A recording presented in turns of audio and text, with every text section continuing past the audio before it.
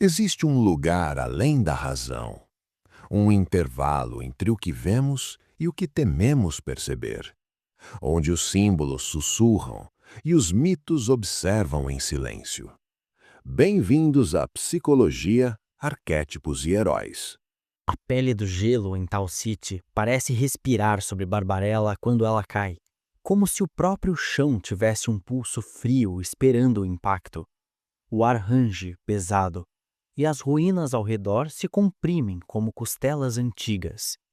A câmera desliza em um traveling lento sobre o deserto branco, aproxima-se do corpo imóvel e inclina-se em um close sufocante, enquanto duas crianças surgem como sombras inquietas, levando-a para dentro de destroços onde o metal parece suar ferrugem e ameaça.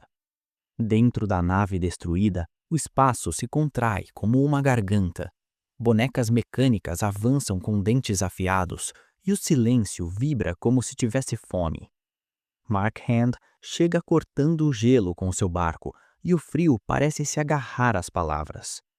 Ele conduz Barbarella e na sua cama o ar se torna espesso, como se a própria atmosfera observasse o contato que a Terra havia esquecido, um rito estranho que desperta nela prazer e estranhamento ao mesmo tempo.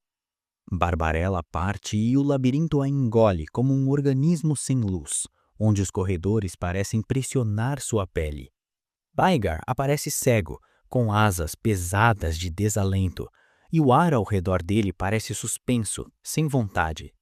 A câmera acompanha em um plano sequência a ascensão de Pygar carregando Barbarella.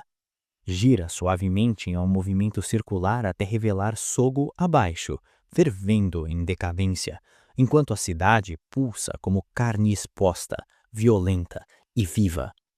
Em Sogo, a rainha negra reina como um perfume tóxico. O Matmos, líquido vivo, murmura sobre a cidade como um pensamento doente, alimentado por maldade. Barbarella é presa, colocada diante de pássaros que estremecem como lâminas, mas Tildano a arranca dali e lhe entrega a chave invisível. Tudo parece conspirar.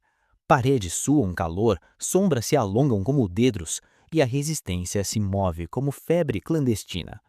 O porteiro captura Barbarella outra vez e a prende na máquina do excesso, onde o prazer se torna ameaça mortal. Ela resiste até o colapso, e Dran revela seu rosto envelhecido pelo Mathmos. Ele a tranca na Câmara dos Sonhos e a Rainha Negra avisa sobre a devoração inevitável. A cidade se despedaça quando Mathmos é liberado, mas a inocência de Barbarella cria uma bolha protetora, expulsando-a junto da tirana. A câmera recua em um zoom lento enquanto Pygar as envolve nos braços e sobe em direção ao vazio escuro do céu. E tudo termina com a fuga sem redenção, apenas com a ausência de memória e o peso do que não pode ser desfeito. Se até a salvação carrega o gosto do horror, o que resta ao existir além do inevitável? Barbarella carrega dentro de si uma dificuldade essencial. Ela atravessa mundos onde o desejo, a violência e a decadência se movem como atmosferas vivas, mas sua maior barreira está em reconhecer que aquilo que a cerca também a atravessa. Sua pureza terráquea não é apenas inocência, é também uma recusa delicada de aceitar que o abismo mora no mesmo lugar onde nasce o encanto. Ela tenta permanecer inteira, sem tocar o escuro que pulsa sobre a pele do prazer e do perigo, e por isso caminha como quem flutua, sem integrar plenamente aquilo que a ameaça por dentro. Nela, desperta o arquétipo do herói, não o guerreiro brutal, mas a viajante luminosa que desce ao caos sem perder a forma, como se a estética do seu brilho fosse também a arquitetura secreta da psique. Em Tal Set, tudo parece repetir padrões antigos, como se o cosmos reciclasse as mesmas máscaras humanas em cenários futuristas. Barbarella se torna um espelho do inconsciente coletivo, onde a persona civilizada da Terra encontra complexos primitivos que retornam disfarçados de tecnologia e devassidão. O labirinto, Sogo, o Matmos, cada símbolo funciona como autorregulação silenciosa, empurrando-a para uma totalidade que ela ainda não compreende. O que nela parecia moderno revela-se arcaico. A alma não evolui tão rápido quanto as máquinas, e os velhos deuses continuam respirando sob novos metais. A força que a confronta assume o rosto de uma rainha negra, figura de soberania devoradora, como uma deusa invertida que governa não pelo cuidado, mas pela corrupção do prazer e pelo fascínio do excesso. Esse arquétipo da grande mãe em sua face destrutiva envolve Barbarella em uma corte onde tudo é sedução e punição, e onde o líquido vivo do Matmos responde a pensamentos como um oráculo ácido. O destino se curva porque essa presença exige submissão ou transformação, e Barbarella é arrastada para dentro desse trono simbólico como quem é chamada a encarar o útero sombrio do mundo. Mas a escuridão não está apenas em Sogo. Ela emerge na própria Barbarella, quando o prazer deixa de ser apenas descoberta e se torna mecanismo, quando a entrega se mistura à sobrevivência, quando sua ingenuidade se vê usada como chave e armadilha.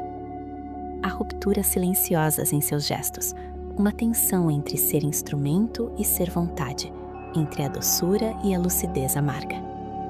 A sombra nela se manifesta como o risco de permanecer eternamente intacta, porque a intacta também é uma forma de cegueira, e o confronto com Duran Duran revela como o desejo de poder envelhece a alma mais rápido que o tempo.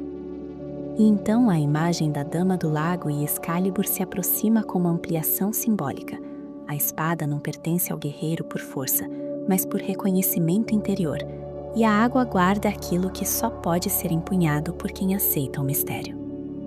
Barbarella, como essa lâmina entregue e retirada, atravessa mãos e destinos, não para dominar, mas para revelar que o verdadeiro poder não é o raio positrônico, e sim a relação com o abismo que sustenta o mundo.